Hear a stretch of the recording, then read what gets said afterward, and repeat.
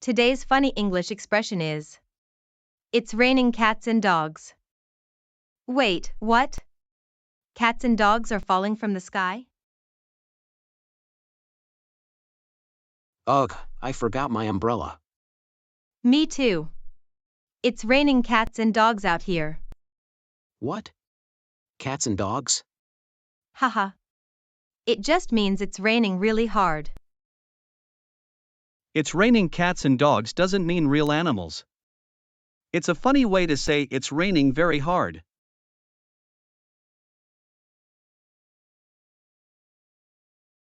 Learn English with fun. Subscribe for more short lessons.